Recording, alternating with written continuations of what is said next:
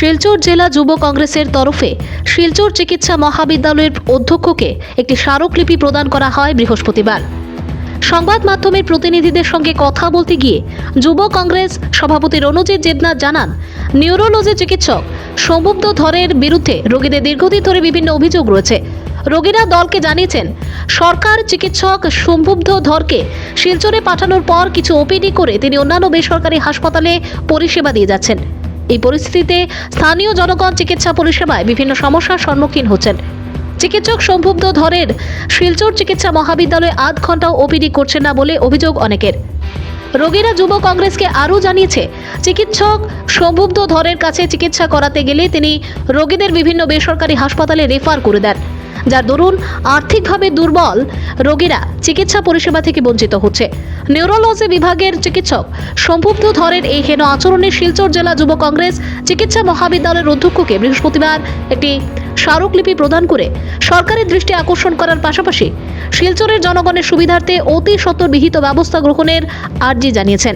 এদিন যুব কংগ্রেস সভাপতি রণজিৎ দেবনাথ, সহসভাপতি আমির লাল গোয়ালা, আবেদ লস্কর, আলোক দেবনাথ, প্রীতম লস্কর, সত্যজিৎ ও বিজয় সহ অন্যান্যরা উপস্থিত ছিলেন।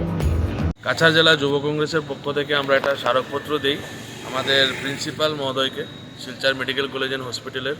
স্মারকপত্রতে আমরা মেইন যেটা এজেন্ডা ছিল, এটা পেশেন্টদের অনেক কমপ্লেন রয়েছে নিউরোলজি ডিপার্টমেন্ট নিয়ে। আমরা দেখেছি নিউরোলজির অনেক প্রবলেম ছিল আগে, কিন্তু সরকার যখন নিউরোলজি ডিপার্টমেন্টের ডক্টর আমাদেরকে পাঠায় শিলচর শহরে, ওনার নাম ডক্টর সৌম্যব্দ ধর, উনি পাঠাবার পর থেকে কিছুদিন ওপিডি করেছিল। এখন অনেক পেশেন্টরা এই জায়গায় কমপ্লেন রয়েছে, আমাদের কাছে অনেক কমপ্লেন রয়েছে যে উনি ওপিডি 1 ঘন্টার জন্য করে না, সপ্তাহে আধা ঘন্টা পর্যন্ত ওপিডি করে না। যদি কোনো দিন কোনো ভুলক্রমে উনি যদি ওপিডিতে বসেন, উনি 15-20 মিনিট যেগুলা পেশেন্টকে দেখে ওগুলা পেশেন্টকে উল্টা বলে দেয় যে আমাকে নেক্সট ভিজিট জীবনজ্যোতিতে করবে, অমুক জায়গায় করবে, তমুক জায়গায় করবে। ওনার এখন জীবনজ্যোতিতে ওনার বড় বড় ফটো রয়েছে।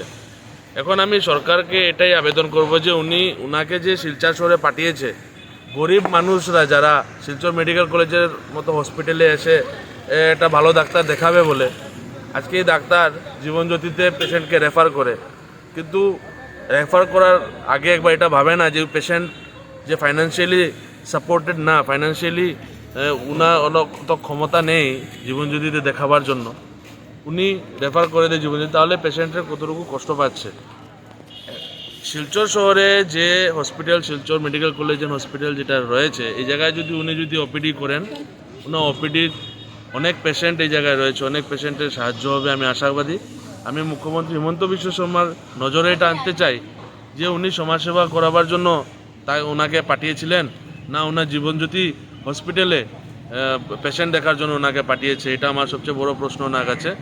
আগামী দিনে হিমন্ত বিশ্ব শর্মার কাছে আমি অনুরোধ করব, আমাদের মাননীয় মুখ্যমন্ত্রীর কাছে, উনি যাতে এই ইস্যুতে স্বতঃস্ফূর্ত হয়ে ওনার যে ডক্টর রয়েছেন ওনাকে যাতে অতি সত্বর আদেশ দেয় যে 7 দিনের মধ্যে 7 দিন যাতে ওপিডি করেন উনি, যাতে গরিব পেশেন্টরা মেডিকেল কলেজে আসার পরে ওনাকে যাতে পায়, ওনাকে যাতে ডক্টর দেখাতে পারে। গরিব পেশেন্টরা এই জায়গা থেকে আবার যাতে জীবনজ্যোতিতে কষ্ট করে যাতে ওনাদের যেতে না লাগে, এই আমরা আজকে দাবি ছিল। আমাদের এই দাবিগুলো আমাদের যে প্রিন্সিপাল কাম সুপারিনটেন্ডেন্ট রয়েছেন ডক্টর ভাস্কর গুপ্ত, উনি আমাদেরকে শুনেছে, উনি অনেক ভালো রেসপন্স দিয়েছে। উনি বলেছে এগুলা জিনিস নিয়ে উনি তদন্ত করবে আর সঠিক পদক্ষেপ নেবে।